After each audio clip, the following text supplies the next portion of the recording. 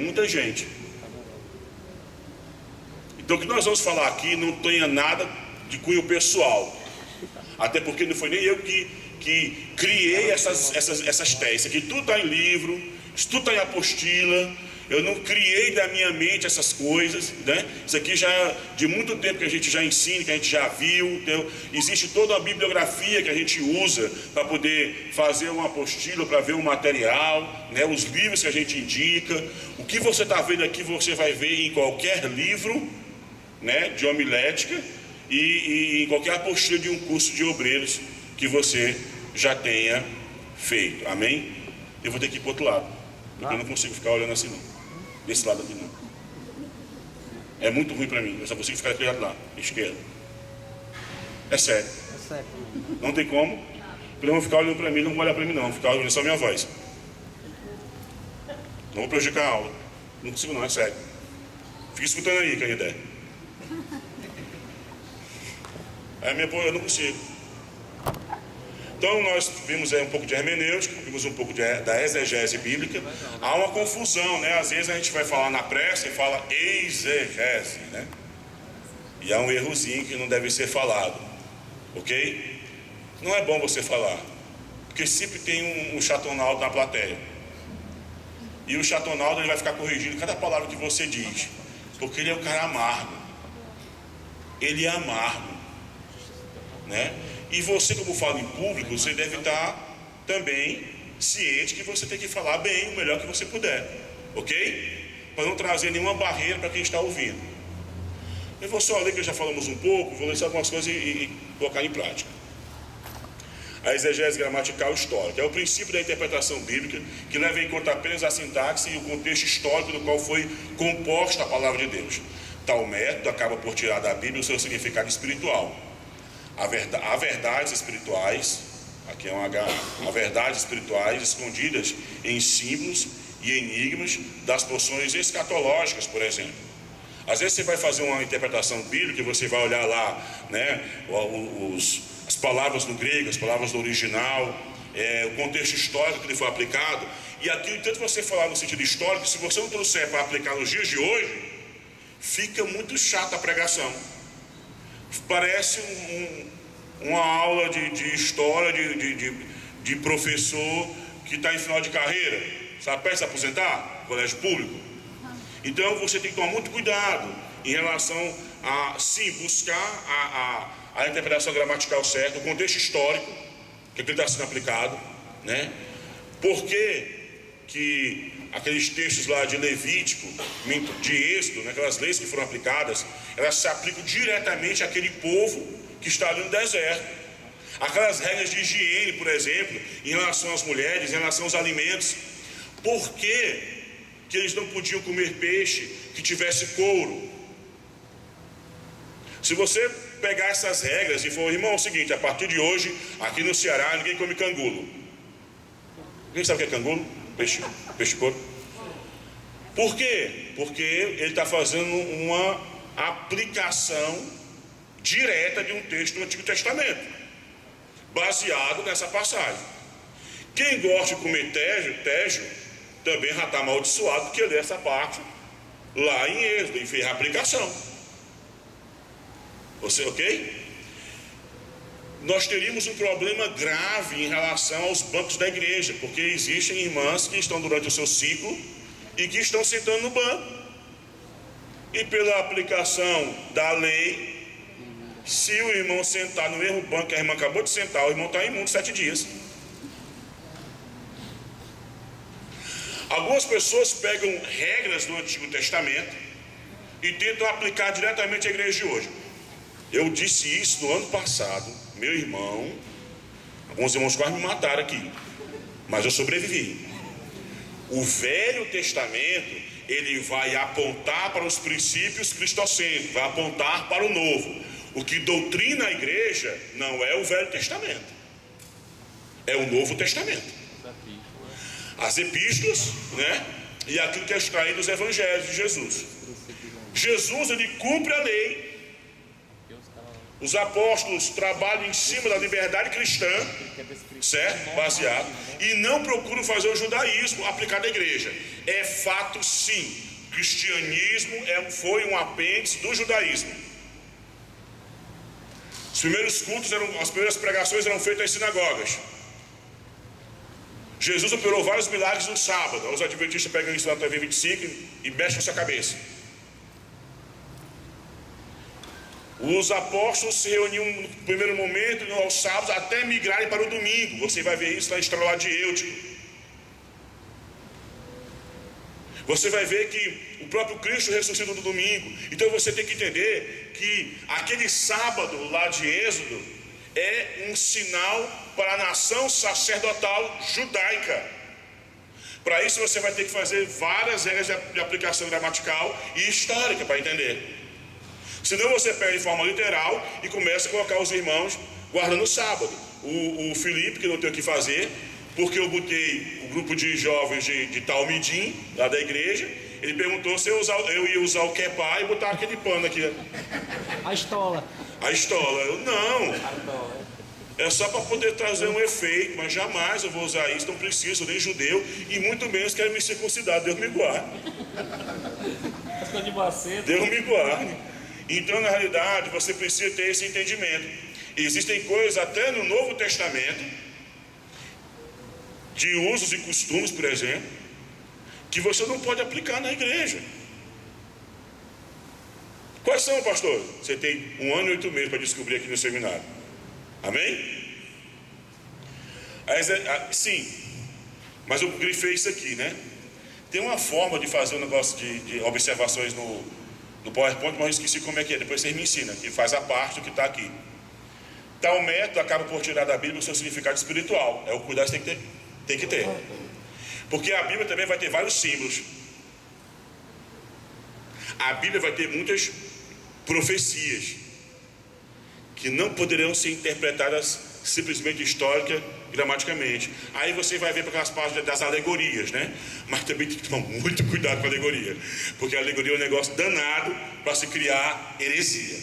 Então você tem que tomar cuidado com isso, não ficar preso só à exegese gramatical histórica, porque de alguma forma isso pode esconder alguns símbolos, alguns enigmas que estão se contidos ali, por exemplo, no livro de Apocalipse, Daniel, né? E alguns outros profetas. A exegese teológica é o princípio da interpretação bíblica que usa parâmetros as doutrinas sistematizadas pelos doutores da igreja. Submete-se à Bíblia, então, à doutrina desses pais da igreja, um exemplo. Contudo, vale salientar que nem sempre ela está isenta de interpretações cautelosas, tradições meramente humanas. É quando a forma é superior ao conteúdo. Tudo que você vê aqui já definido, que o pastor, os irmãos pregam, que o Felipe prega, eu prego, os outros pastores já pregam, como verdade absoluta, querido. Uma doutrina como verdade absoluta, irmão Jefferson, foi debatido durante séculos. Homens morreram por ela.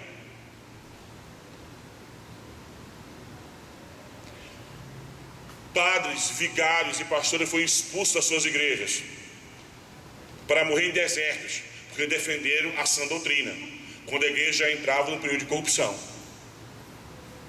Questões como: o Espírito Santo precede do Pai ou do Filho? Ou dos dois? O que vem antes? A eleição? Ou a fé? Qual é o nosso ordo salutis? Aí você, pastor, você toma com o quê? Como é que funciona? Essas regras já foram definidas há muito tempo. A Trindade. Alguém acha agora de criar uma igreja e dizer que não existe Trindade depois de 2000 anos. Já não basta os testemunhos de Jeová, já não basta os unicistas, voz da verdade. Aí um cidadão abre uma igreja lá no Pirambu ou aqui na Marapuca dizendo que não tem Trindade, não existe a Trindade. O Pai, o Filho e o Espírito Santo. Ele tem uma revelação. Agora, esse negócio de revelação é muito complicado. Que tem que guardar o sábado, porque ele não respeita as doutrinas já sistematizadas, que os doutores da lei já ensinaram. Então, É muito fácil chegar agora e dizer que teve uma revelação, que agora é assim as coisas. O difícil é defender o verdadeiro evangelho. O difícil é defender as verdadeiras doutrinas da igreja. Existem igrejas, por exemplo, que elas definiram que não existe mais cura e que nem existe mais os dons do Espírito Santo. Aí eles são hereges? Não, eles simplesmente não creem. Eles não creem, aí nós não vão para o céu porque eles não creem. E sinais seguirão os que creem. Se nós cremos, e nós temos a prova que isso é real todos os dias, então nós cremos nos dons do Espírito Santo e que Deus ainda cura. Só que existem escolas que defendem que os dons cessaram, a cura cessou. E os dons e a cura, se você fizer um aparato histórico dos séculos, eles sempre estiveram presentes, só que em lugares isolados, sobrevivendo aos poucos. Então, as escolas doutrinárias, elas são importantes também para a interpretação da Bíblia. Você pensa que não, isso é besteira, pastor. Vocês só comem aqui, eu garanto isso, o que escolas e pais da antiga igreja já definiram. Como é você está achando que o pastor tem uma revelação agora, ou o Luiz Hermínio veio, ou outro pastor aí veio visitar, e está dizendo uma novidade? Não tem novidade nenhuma, querido. O evangelho é o mesmo há 2000 anos. E se for outro evangelho, deve ser o mormon, que desceu de um anjo morônio lá, diz: eis o outro evangelho. E a Bíblia diz que isso é anátema, maldito. Então as doutrinas são as mesmas há 2000 anos. O que acontece? Não sabem interpretar, não sabem ler, não respeitam as escolas doutrinárias. Esse tipo de interpretação submete a Bíblia a uma escola doutrinária. Então, quando o Augusto Nicodemos fala que não tem mais dons nem cura, ele está defendendo uma escola doutrinária agostiniana, determinista, e que não existe. Ele está defendendo o catecismo de Westminster. Eu não sabia disso, não. E assim como nós também não defendemos o pentecostalismo e os dons, nós estamos defendendo uma outra escola. Ok? Então, submete a Bíblia a essas escolas teológicas. Contudo, vai se andar que nem sempre ela está isenta de interpretações cautelosas e tradições meramente humanas. Vamos lá. Quem concorda que Agostinho foi um dos maiores pais da igreja? Sim, irmãos, ponto pacífico, sim. Como outros também foram. E eles eram o quê? Católicos. Todos os grandes pais da igreja eram católicos. Não se engane, nós comemos muito a teologia católica, porque eles tinham esse governo no começo. Mas Agostinho é reverenciado pela igreja ortodoxa, sim. Agostinho também é referenciado pelos presbiterianos, sim. E o mesmo Agostinho que defende várias teses, importantes a respeito da salvação, da soteriologia, ele também defende o culto mariano. E ele também defende o que mais? Que a igreja está acima da Bíblia. Eu creio porque a igreja diz que crê. Ele defendia isso. E aí? Ele continua sendo o rei absoluto da teologia? Não. Eu estou dizendo isso por quê? Eu poderia citar qualquer um dos outros, mas estou dizendo o mais conhecido e tem mais escritos dele. Certo? Por que você está dizendo isso? Porque o coitado do Agostinho vivia uma outra época. Ele não tinha a Bíblia da forma que você leva debaixo do braço. Ele não tinha acesso a todas as vertentes teológicas que hoje existem. Ele se concentrava no material que chegava na mão dele, que ele podia buscar. E ele foi tão crente que foi um dos mártires da igreja. Então você não pode dizer que um homem desse não tem relevância para a igreja. Esse homem tem uma grande relevância para a igreja, presbiteriana, pentecostal, seja ela qual for. Como Clemente também tem, como Eusébio também tem, como Tomás de Aquino também, mas católico também tem. Tudo que você já vê aqui resolvido, inclusive o que Lutero defendeu, muita coisa, os pais da igreja já tinham defendido, só que a igreja tinha abandonado. A reforma não foi feita por um evangélico, a reforma foi feita por católicos, querido, que não queriam dividir a igreja. Eles foram obrigados a dividir para não morrer. Eles queriam que a igreja fosse reformada. E você talvez dizia: eu queria que a minha igreja tivesse sido transformada. Eu vou defender algo que também é muito polêmico, que deu muito problema, mas não estou nem aí, vou dizer de novo. Toda a igreja evangélica, centenária e bíblica, ela é uma igreja reformada.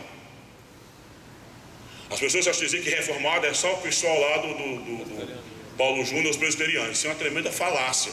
É uma ofensa que você faz contra os pentecostais que morreram, pelos metodistas, por Wesley, por todos os outros. Isso é uma grande injustiça histórica que você faz. Fala porque não conhece, fala porque não sabe, então não fale. Então, o certo é submeter a dogmática ao crivo da infalibilidade da Bíblia. Porque existem teses defendidas por Agostinho, por Clemente, por Ambrósio, por Lutero, por Zwinglio, que são em relação ao entendimento deles particular, daquela época, da cultura daquela época. Você vê isso em relação à ceia. Por exemplo, Lutero dizia o seguinte, numa das suas teses, que todo o cristão tem a capacidade de interpretar a Bíblia. Não foi isso que ele começou dizendo? Aí passa-se 10 anos e diz, não, mas não é assim não. Não é assim. Aí ele refaz. Todo ser humano, com a ajuda do Espírito Santo, tem a capacidade de entender as verdades fundamentais para a salvação. É por isso que tem irmão que não sabe ler, mas ele ouve a palavra, ele grava o versículo e ele crê. E ele é salvo, meio sem saber ler, sem saber teologia, sem saber nada. E ele vai e prega para outra pessoa só em cima daquilo que ele já sabe. E ele ganha a pessoa para Jesus, porque o Espírito Santo usa para convencer o outro do pecado, da justiça e do juízo. Vocês estão entendendo? Mas quando vai para as verdades mais profundas e teológicas, Lutero vai dizer o quê? Que é preciso dos livros e dos mestres. Nós estamos falando de um dos grandes mestres da história do protestantismo. Ok? Por isso você está aqui hoje. A homilética então recebe o conteúdo. A homilética recebe conteúdo quando o pregador se esmera no uso da hermenêutica, a interpretação bíblica, e ganha na forma quando se aplica a exegese. Eu não falei sobre isso?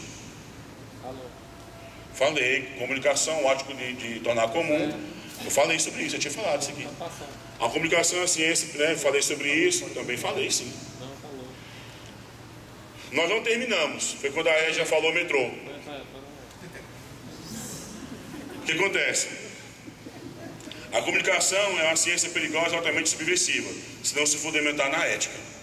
Os fake news que acontecem hoje, mentiras. Jornal Nacional, o Globo, faz várias reportagens que é uma comunicação, quer tornar comum aquela informação e é mentira. Algumas coisas são mentiras. Então a comunicação tem que ser pautada pela ética. E o que é ética? Moral, retidão, aquilo que é reto, ok? Então a homilética, que vai ter a ver, está ligada com a comunicação diretamente, ela precisa ser pautada na ética. E a comunicação é produto de 3 elementos. Aqui o Cleiton também sabe disso. Comunicação social, ele sabe disso. A comunicação produz 3 elementos: o emissor, a ideia mais o código, que envia a mensagem, que é a ideia em si, né? É a ideia em código comum ao emissor e receptor. Não adianta eu vir aqui, o rapaz que veio pregar quinta-feira aqui, pastor Caleb, né? Ele estava falando como? Em inglês, não foi isso? Não assisti a 27, não foi isso? Mas tinha um intérprete. Vocês entenderam a mensagem que o pastor Caleb estava pregando? Entenderam? Porque o intérprete conseguiu usar um código comum daquele emissor para vocês que são os receptores, aqueles que recebem a mensagem. O receptor tem que receber e decodificar, ou seja, é o que recebe a mensagem. E aí nós chegamos a um problema. Eu fiz isso aqui para ficar mais fácil, eu vou até mandar isso para vocês, vou publicar isso aqui para vocês. Um gráficozinho que vai explicar bastante a respeito da comunicação. Para você ficar olhando, eu vou vir para cá. Vamos lá. É o seguinte, nós temos graves problemas dos pregadores atuais. Eles não conseguem comunicar com precisão o que eles querem pregar. Sabe por quê? Eles não conseguem entender a arte da comunicação. Eles são relapsos na leitura. A maioria não tem livros e quando os tem, não os usa. Porque ele aprendeu que ele só precisa de uma mensagem do Espírito Santo. Como é que ele acha que recebeu?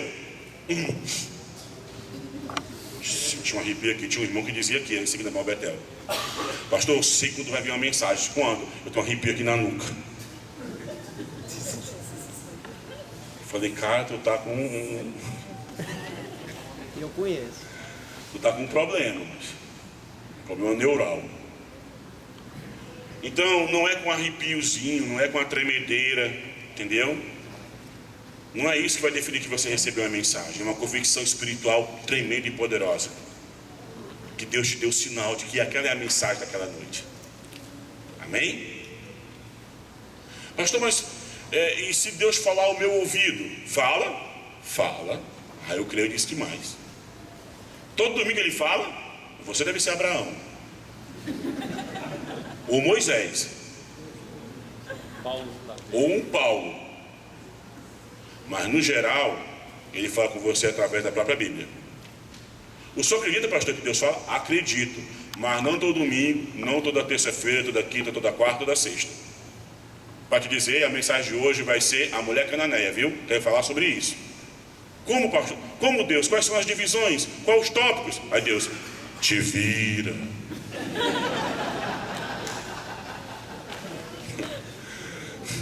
Não é assim, tá certo?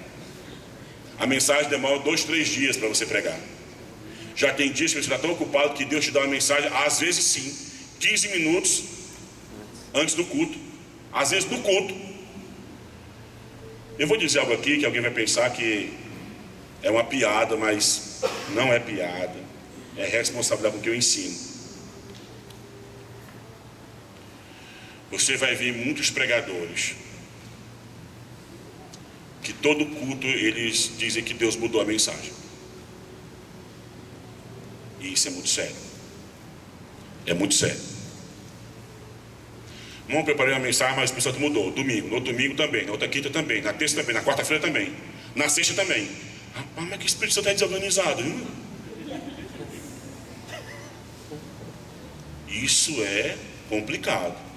Muitas vezes são casos, há casos e casos. Pastor, há casos que isso realmente acontece? Sim, irmão, sim, 1000 vezes sim. Mas tem que tomar cuidado, porque começa a gerar no povo o seguinte: não lê muito, não ora muito, não busca muito, e acha que Deus vai dar a mensagem toda vez que tiver oportunidade. Bem lembrado. Existe uma igreja, a única igreja pentecostal calvinista, nossa trilogia, né? A única, tinha que ser herética, e é a igreja do véu. A igreja do véu, ela prega por revelação. Eu sou o ancião da igreja do véu. Aí eu disse assim: estou aqui, irmãos, começou o culto, eu louvor lá. Eu vou fazer um teatro, tá bom? Porque não é assim não, mas é mais parecido. Ícaro, o Espírito Santo disse: vai pregar hoje. Aí o Ícaro, eu?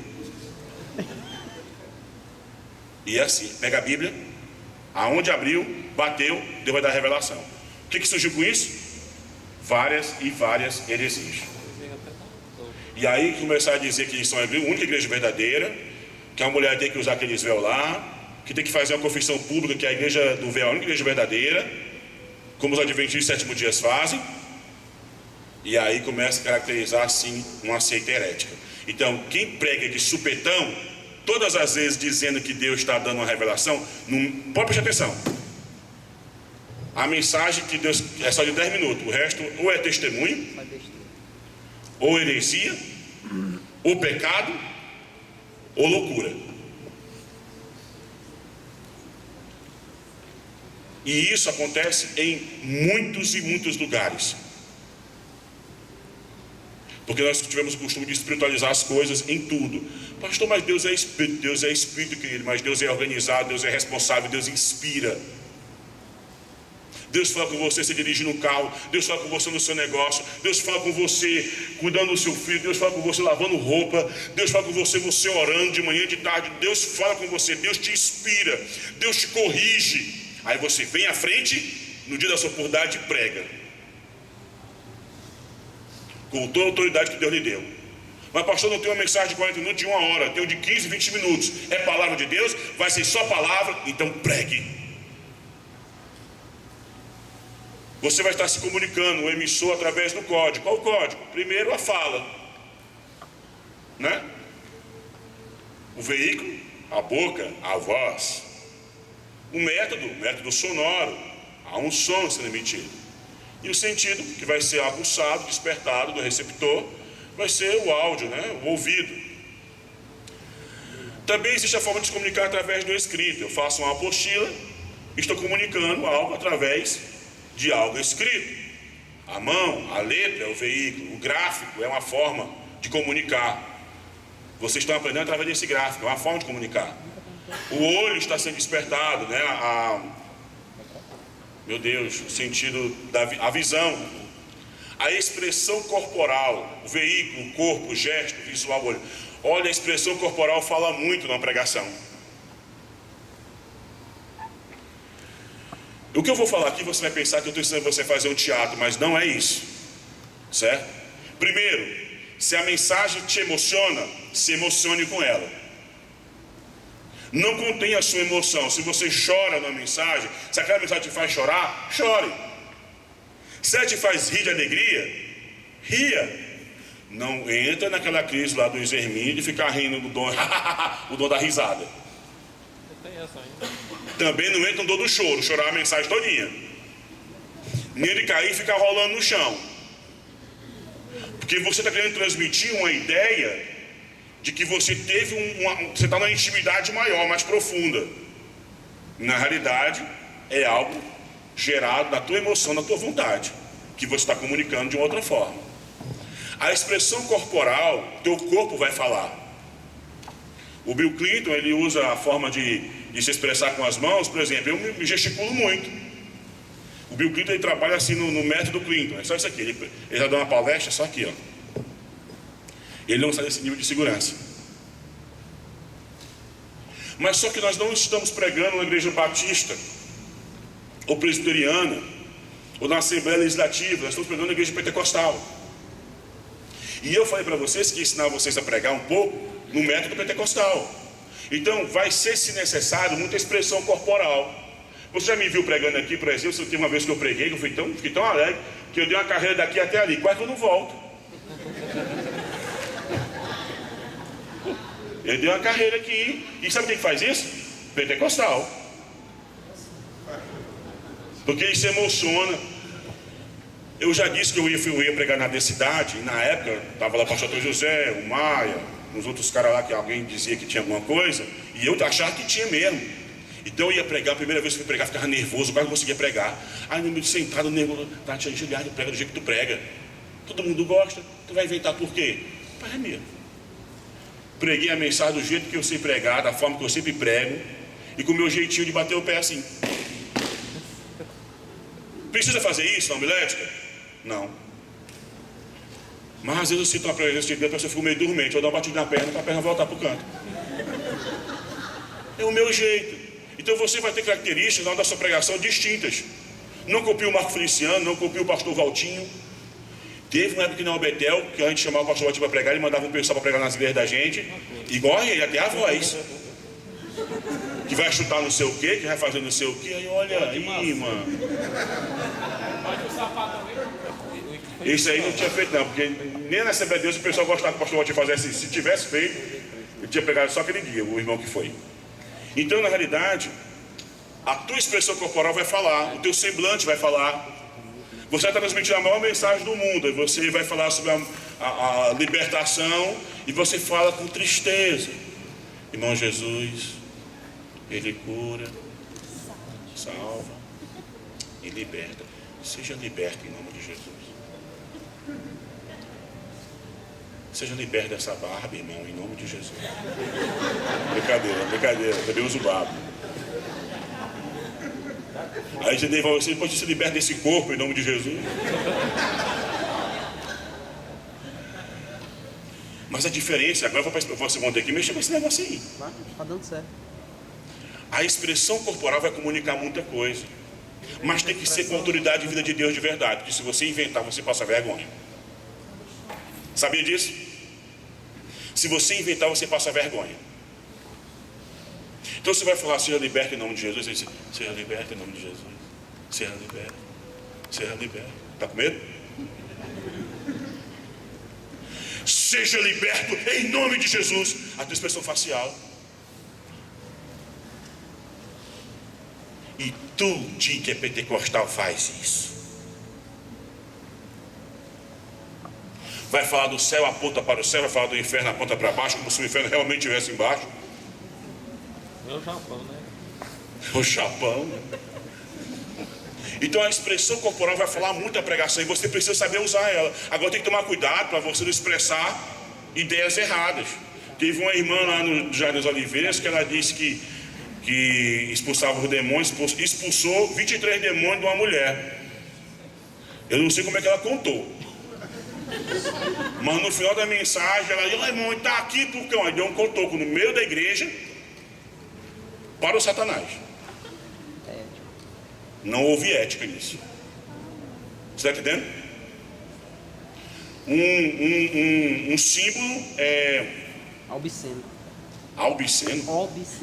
Obsceno na igreja não deve ser feito de forma nenhuma.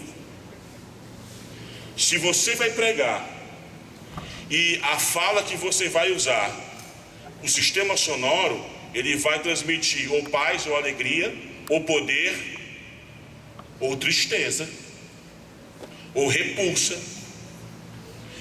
Não se deve falar palavrões ou nenhuma palavra jocosa na pregação do culto da igreja.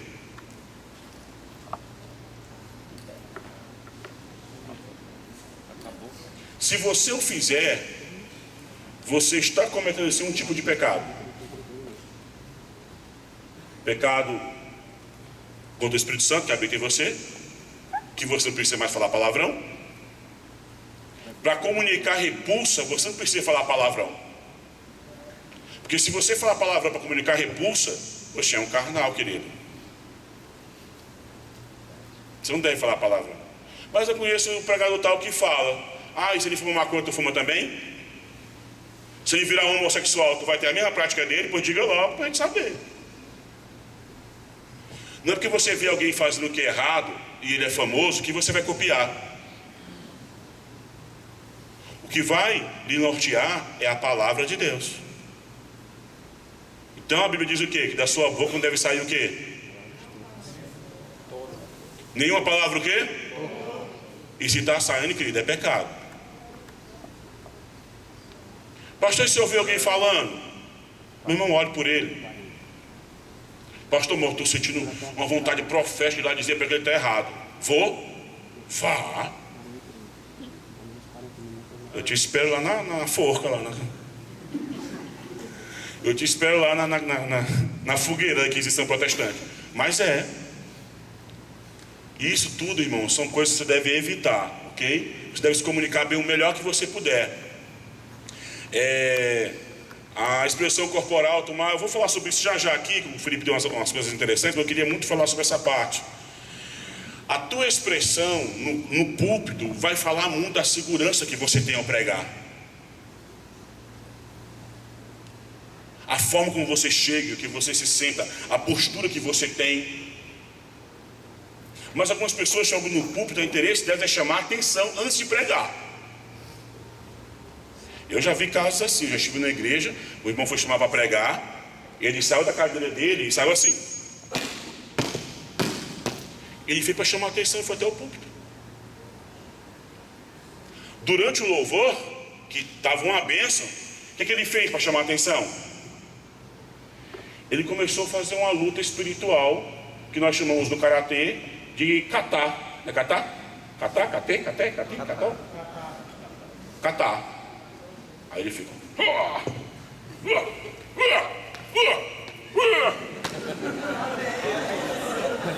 Fiz daqui é doido. A gordura que não deixa levantar mais a perna. E ele faz isso, eles fazem isso. Você pensa que é para exaltar Jesus, é? Não fazer de novo, não. Faz de novo. Satanás tentando. E é feito isso para quê? O fato é para chamar a atenção para si, querido. O fato é chamar a atenção para si. Wesley não fazia isso. Nenhum dos pais da igreja fazia. Os apóstolos não faziam isso. Billy Graham não fazia isso. Escolha outra aí. Charles Spurgeon. Spurgeon não fazia. Nenhum pai, nem os pastores daqui de Fortaleza mesmo. Príncipe. Os mais conhecidos aí não fazem isso. Quando a pessoa faz isso é para mostrar que tem visão espiritual. Porque, querido, se Deus te deu uma visão, se ela vai edificar a igreja, comenta. Mas se não vai edificar, guarda para ti, porque é para tua edificação. Estou vendo demônio, você repreende o demônio, até fala se for necessário estar vendo demônio, né? Eu quero ver anjo, mas todo mundo está vendo muito demônio. Então você toma cuidado com essa expressão corporal, porque pode estar transmitindo uma ideia de que antropocêntrica, que você é o centro da mensagem. E toda pregação tem que ser cristocêntrica. Tem que apontar tudo para Cristo. Então esses atos, eles vão atrair humanamente falando. As pessoas, rapaz, aquele pastor é engraçado, ó. É muito legal o jeito que ele prega e dá um chute. Aí tu vai conviver com ele, aí vai ver que ele te dá chute. Ele te humilha, ele grita contigo, ele é grosseiro, ele é pecador, é carnal, é você. Fica triste com o chute. Então você tem que tomar cuidado com essas coisas. Eu estava numa igreja uma vez, e aí era um aniversário, e o rapaz fez uma expressão corporal que eu nunca vou esquecer, Felipe. Eu cheguei lá e iam gravar o vídeo da pregação dele. Ô rapaz, vai ter uma pregação? Deve ser bom. Aí ele leu aquela passagem do óleo na botija. Da mulher, da viúva de Serepta, né? É isso? E a pregação dele se resumiu a gritar 300 vezes: quem tem óleo na botija? E mudou a voz, porque a voz dele é fina e afônica. Aí a voz dele ficou como a minha. E ele ficou: quem tem óleo na botija aí? Quem tem óleo na botija aí? Eu estou vendo aqui no conjunto, senhora, óleo na botija na vida. Aí pronto, assim começa a... E aí começou o efeito manada. E essa é a verdade. Ah, meu irmão, Histeria. fale com ele para não me chamar mais. Homilética é minha praia. Eu tenho que estar, tem que ser falado. Pode continuar. Histeria coletiva. E aí, existe histeria coletiva, existe o poder de Deus. Vamos dividir as duas coisas.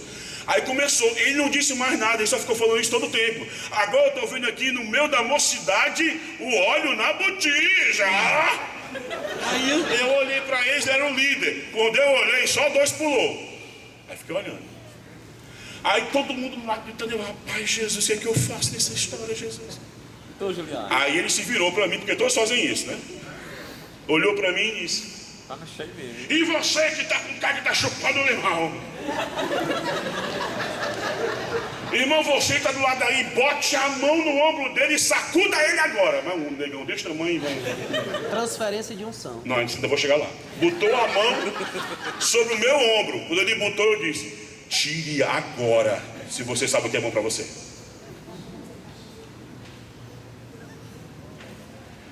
Irmão, desculpa aí, irmão. Ficou cheio. É meu grande amigo, estava comigo semana passada. E aí ele fez aquela onda todinha, o pessoal caiu.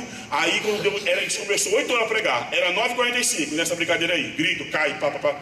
Aí eu, Tatiane, a igreja pequena, aí eu, a Tatiane ia passar, a irmã começava a pular. Aí a irmã começava a pular e ela, não dá pra passar. Fomos embora. Começava a derrubar as pessoas, pressionava as têmporas, pressionava aqui o pescoço, empurrava. Aí foi empurrar os meus alunos da escola dominical, os meninos que hoje são obreiros e são os melhores pregadores da congregação. Aí começou a empurrar o Naum. Aí o Naum. Ele empurrando. Aí o irmão que estava atrás, para segurar, o irmão. Não vai cair, não.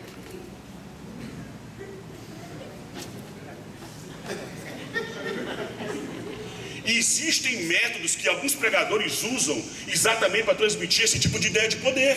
Você que tem meu irmão, você crê que uma pessoa pode cair do poder do Espírito Santo, pastor? Quem defendia que não acreditava gente não era eu, até eu ter uma experiência aqui. Eu fui para oração aqui na quarta-feira aqui com a irmã Mara e com a irmãzinha que vem de lanche aqui do lado. Agora eu sei que é ela, uma lourinha, baixinha. Irmão Socorro. Eu estava aqui, cheguei aqui, mas minha mulher e minha mãe, que eu já conheço o pastor Valtinho, teve que vir orar aqui. E aí a irmãzinha saiu, foi falar comigo, vou me entregar um recado da parte de Deus. Você está vendo que você pode até achar que eu sou cru, mas você nunca orou comigo, você não sabe. Eu só não sou bobo, é diferente. Aí a irmã pegou na minha mão aqui para dizer exatamente aquilo que só Deus sabia e da exortação que eu precisava realmente ouvir. Se eu tive uma experiência, se alguém teve alguma experiência ruim com ela, eu só orei com ela essa vez também. Porque não tive a oportunidade de orar assim, de forma mais intimista. Quando ela pegou aqui na minha mão, que ela segurou a outra mão, que era desse tamanhozinho, né? Ela pegou na minha mão, ela disse: quem é tu, homem, para contestar os meus desígnios? Ela falou: foi uma chibatada. Na hora, quando ela falou isso, meu querido, sabe o que aconteceu comigo aqui? Esse gordão aqui? Faltou força. Tá gravado isso aí? Fazer o que? Já gravou. Tô brincando, mas pode gravar. Eu tive, então você acha que eu não defendo as coisas espirituais? Eu não defendo, é macacada. Macacada apanha o macaco e o cão. Todo mundo apanha. Então o fato é que nós temos que evitar as criancices. E as criancices e macacadas, elas fazem o quê? Colocam o Cristo, expõem Cristo ao vitupério, à vergonha, à igreja. Ok? Então nós estamos aqui para defender apologeticamente a palavra e a igreja. Não confundamos exceções que aconteceram, experiências particulares que cada um de nós teve, com regra. Agora todo culto que havia derrubando o pessoal com o paletó, empurrando para cair, para mostrar que é o cara, ou assoprando. Pastor, mas eu sei que o pastor Valtinho expulsou o demônio da pessoa assoprando. Eu sei também, eu estava do lado dele aqui e eu vi. Agora, porque ele fez, tu vai fazer sem direção nenhuma? Tu acha que é assim? E existem coisas espirituais que só são discernidas de forma espiritual, querido. Isso é um fato. Ok? Então tem que tomar cuidado com os excessos. A expressão corporal, ela vai ser importante para comunicar muitas coisas, mas pode ser usada da forma errada, nós estamos falando aqui. A forma de comunicar também é a emanação, né? Às vezes se comunica um cheiro agradável, alguém comunica às vezes um cheiro muito ruim. E vai ser no sistema olfativo, né? Então há comunicação em várias áreas: gustação, boca, paladar, gustativo boca, contato, corpo, tátil. Por exemplo, você já esteve num culto e que o irmão mandou o vizinho abraçar o outro? Sim ou não? Vocês estão em... sim, porque eu mesmo já vi uns 10 abraços aqui ou 20. É uma forma de comunicar um amor, um abraço, um afeto, algo desse tipo. Aí nós chegamos do que o Ico quer que me destruir aqui na igreja.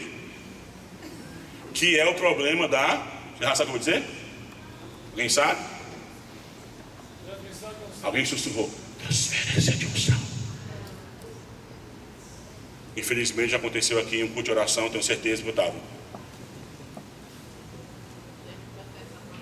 E vão usar todo tipo de referência bíblica, de Elias, Eliseu e companhia, para justificar. Bota a mão no seu irmão aí, passa agora poder para ele aí.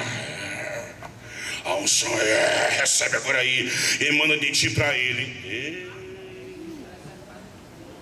E isso é uma prática neopentecostal que se surgiu nos últimos anos.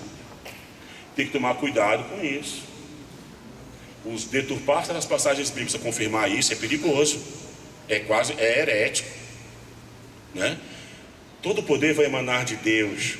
Cuidado com esse negócio. Bota aí, se tem alegria aí, pula com ele aí, sacode aí, aperta a costela dele aí, vai passar poder agora, vai passar poder agora, vai passar poder agora. Aí grita, e você vai, eu quero sentir. Aí você diz assim: pela fé, o cara diz: pela fé, meu irmão, declara que você está sentindo. Eu estou sentindo. Mas não está sentindo nada.